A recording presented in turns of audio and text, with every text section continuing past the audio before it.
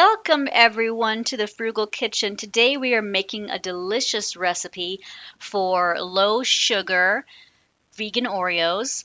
Um, I was made aware a few years ago that Oreos are already vegan, but they're not usually sugar-free or low sugar. I looked for some to make another recipe, and there weren't any in my store, and I was like, I'm not ordering this online. That's crazy. It's Oreos.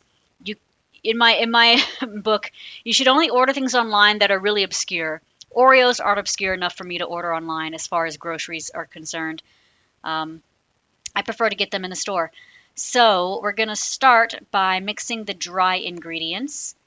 This recipe came from onesweetappetite.com, and you'll add 1.5 cups of flour and 3/4 cup of cocoa powder to a large bowl. The recipe does say all-purpose flour. I used whole wheat because that's a smidge better for anyone with a diabetic situation or pre-diabetic situation. Again, or maybe not again, maybe initially, this recipe does say it's low sugar or low carb because I use some sugar, some refined white sugar. You can replace all the sugar with any kind of sugar substitute that is a 1-to-1 ratio to real sugar. So sucralose, aka Splenda, allulose, xylitol, erythritol, all of those are 1-to-1 substitutes. So if you prefer making it completely sugar-free, you do that. So you've seen I also added a teaspoon of salt and a half teaspoon of baking soda, and then we're going to mix this up and set it aside for later. Now I'm going to make the brown sugar. You're supposed to add 1/2 cup of brown sugar to this recipe. Since I am trying to do a lower carb version, I'm going to do 1/4 cup of sucralose and 1/4 cup of refined white sugar. And then I'll be mixing molasses with it to make it brown sugar. I've heard of people throwing away the brown sugar that comes pre-made in the grocery store because it gets hard. And then some people say, oh, well, you get one of those terracotta bear. I don't know why are they all bears? I don't know why are they all sugar? They're called sugar bears. Why are they all bears? I want a terracotta cat to put in my brown sugar, or a ferret. So people do that, but those sometimes, if you don't bake enough, that will dry out and the sugar still gets hard and people are throwing it away. Here's your solution if you hate throwing away brown sugar: just make it at your house by yourself. It is so easy. You take a you take a teaspoon of molasses and you mix that with 1/4 cup of sugar, and then you've got 1/4 cup of brown sugar. 1 teaspoon to every 1/4 cup of sugar. So I've got 1/2 cup of sugar, so I used 2 teaspoons, and I used my hands to squeeze the molasses through the sugar because I think that lets it distribute a lot easier and a lot more evenly.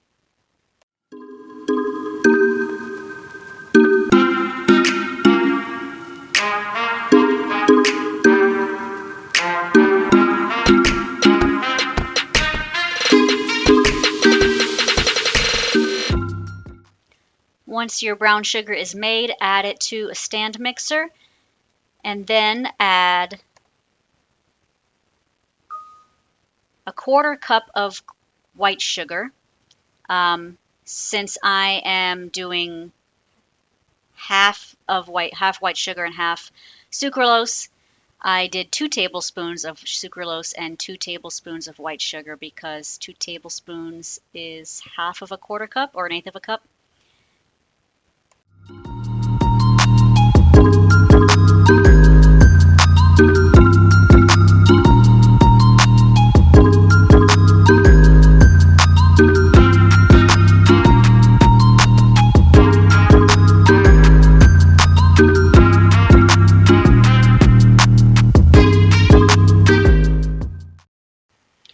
Now we're going to add 1 cup of butter.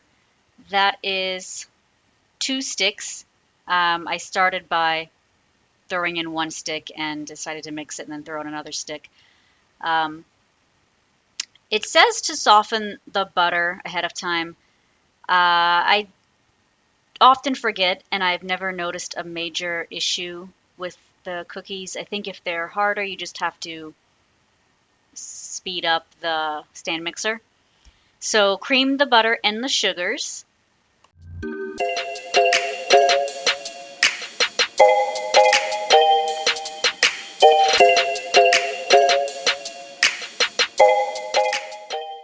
And this is what it should look like when it's done. Then we're going to add some vanilla extract. It says 1 teaspoon total.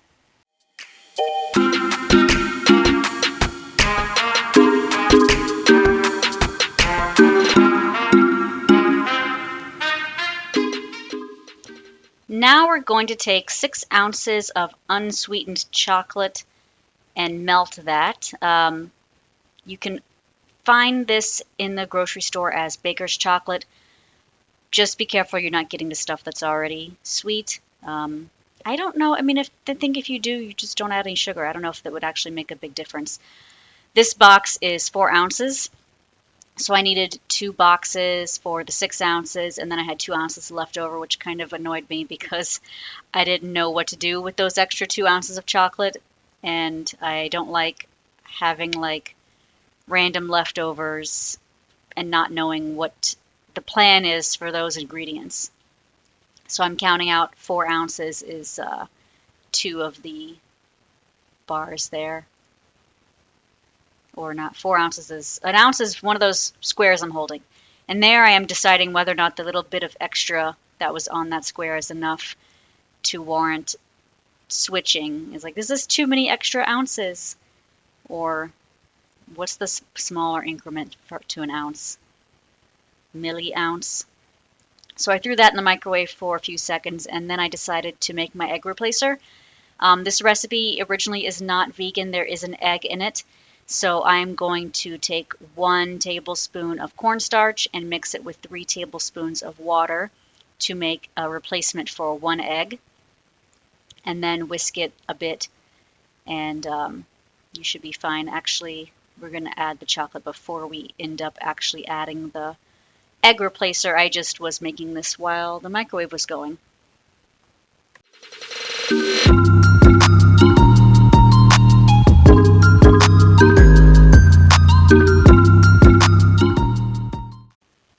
So this is the chocolate all nice and melted. I had to throw it in a couple times actually, which you didn't see because that was boring. So we have the vanilla, we're adding the chocolate, and then we're going to add the egg. But I think you're supposed to, let me check here, mix the vanilla and chocolate in first. Then when they're fully combined, you add the egg or the egg replacer.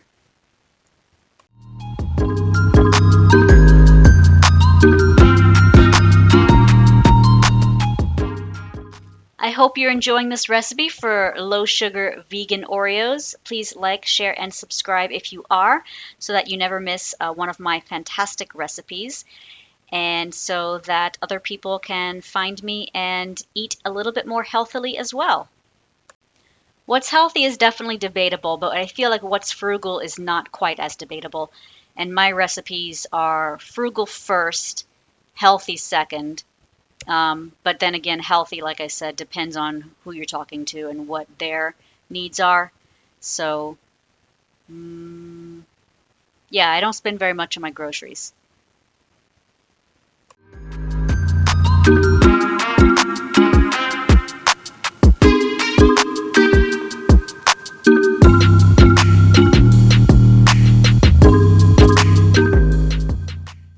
You may find, like I did, that it's helpful to scrape down the sides of the bowl halfway through, stirring it up or mixing it up. When you're pouring the melted chocolate into the bowl, do take care not to try to lick the unsweetened chocolate. It's not fun. All right, so now we're adding the egg replacer. Again, mine is 1 tablespoon of cornstarch and 3 tablespoons of water. Please let me know, what is your favorite egg replacer, especially for baked goods. I don't know if there's different types that you would use for sweet versus savory type meals, because I know egg is used as a binder for burgers and things like that. I don't know if all of the egg replacers have the same kind of taste, if they're all kind of taste-free, like the cornstarch, which is one reason I like it. So it looks a tad bit shinier once the egg replacer is in there. And then you're going to pour in the dry ingredients. Start with half of the quantity. And I don't know if you saw my recipe for the Ritz crackers I made where I complained about bowls not having a pour spout. Every bowl should have a pour spout. I don't understand why this wasn't just a thing we designed centuries ago. I had trouble pouring the dry ingredients just now, and I'm going to have trouble again pouring it right now. And if there was a spout on the bowl, it wouldn't be a big deal. My husband mentioned, oh, expensive, cooking things have that. Well, it can't be that much more pricey to make a spout when you're designing a bowl. Just put it in there for everybody. Equality.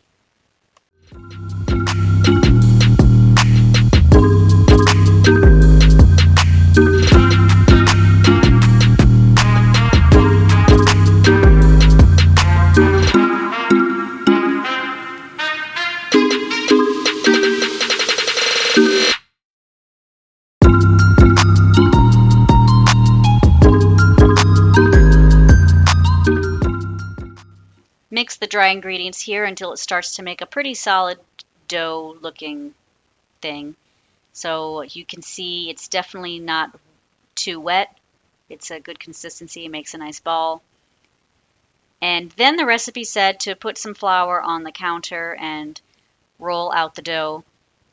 And I started doing that, and then I thought, I absolutely hate putting flour on the counter and rolling out dough. I don't know. I think I only like to do it for bread. If it's not bread, I don't want to put flour on the counter. Don't ask me why. This is something I need to ask I don't have a therapist. This is something for a therapist to answer. It's actually not. They don't waste their time with that. So I started out that way, and then I was like, well, this is ridiculous because now I'm going to have to peel the individual cookies off the counter. And, how long is that going to take? So, I don't know what they're called, but these green things on the end of my rolling pin are supposed to make the dough a 1/4 inch thick. My husband has bought these before I met him, and it's his rolling pin, by the way. He's very good at cooking, but no longer does it because he will gain too much weight if he cooks, so he eats just vegetables. So that's his, and he had some, I don't know, bands, rolling pin separators. I don't know what you would look for it as. He had some that were 1/8 of an inch thick and got rid of it, which would have been perfect to make crackers. So now I'm a little mad at him for getting rid of something that came in a set. Don't separate sets. I don't like that. So that cookie cutter was about 2 inches thick. I forgot to measure, and oh look, here's the reason why I didn't want to put this on the counter.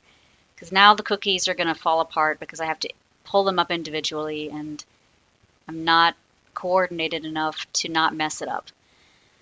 So next go round, I'll put the dough between two pieces of parchment paper.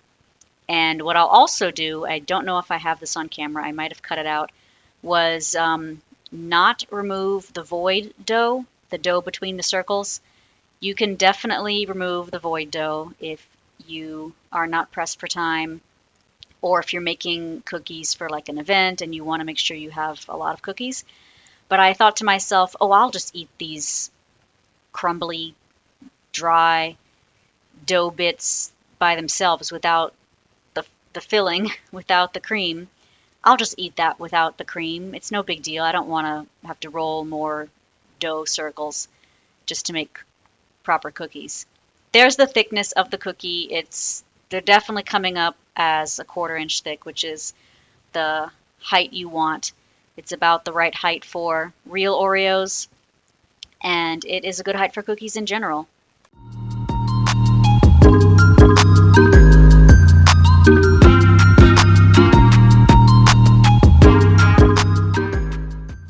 The recipe says to bake at 325 for 8 to 10 minutes, so I did 9. I like that sweet spot in the middle.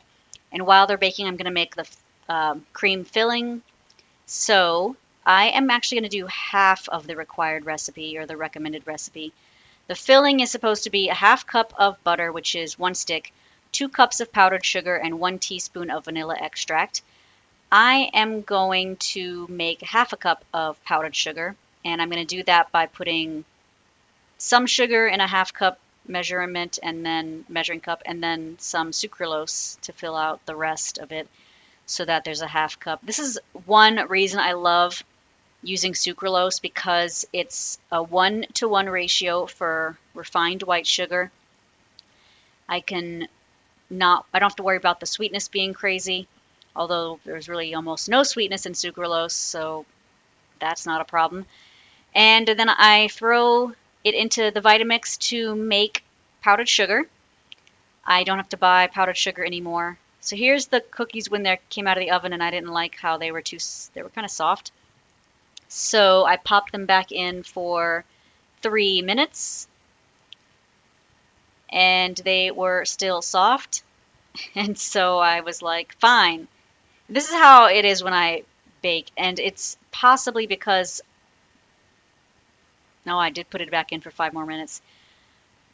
I almost every recipe I use, I have to alter. There's no low sugar recipes besides mine. Like, there's no recipes out there where there's some refined sugar and then some sucralose. It's one or the other for the most part. So the cooking time is off, or the temperature is off, and I'm guessing on all these baked goods. So I'll just jump the gun and tell you the cookies they tasted amazing as far as consistency or flavor goes. That's proving to you that powdered sugar came out of my Vitamix. It's definitely powdered. So going back to the powdered sugar, that's one reason I don't keep that in the house either. I just make it. So I'm going to throw in half a stick of butter and then half a teaspoon of vanilla, and I'm going to blend that in the stand mixer, and that will make the icing. The cookies, I would maybe bake them at a higher temperature and not as long as I did. Maybe the 9 minutes is good if you're doing it at 350. Maybe it needs to fully cool on the cookie sheet. That was not really mentioned in the recipe. Mine were definitely crumbly. They tasted exactly like Oreos, but they were not as firm as Oreos. And my husband thought it was because I used not an egg. So that's something to consider. Maybe your egg replacer is better. He also thought it was because I used sucralose instead of just sugar. But I don't have that problem. I mean, I guess that could be the problem, but still, I feel like there's a way. Like, I've eaten plenty of cookies that didn't fall apart on me, and they were made with sucralose. So there's got to be another thing behind this. So the quantity of icing I made was practically perfect in every way. It was exactly the right amount of icing for the number of cookies that I had made in this recipe. If you do take the dough out of the void and make actual cutout cookies, you might need to add a little more icing than I did. This is the finished cookie. The icing tasted great. It did not need any extra sweetness. The cookie tasted great. I needed to drink water with it because it was quite dry. And I will admit, despite the fact that I keep telling you the cookie is dry and crumbly, I cannot stop eating them. I have been eating them since I made them, which was not that long ago at the time of this recording. And I just want to make more. It's so good. Happy eating, everyone.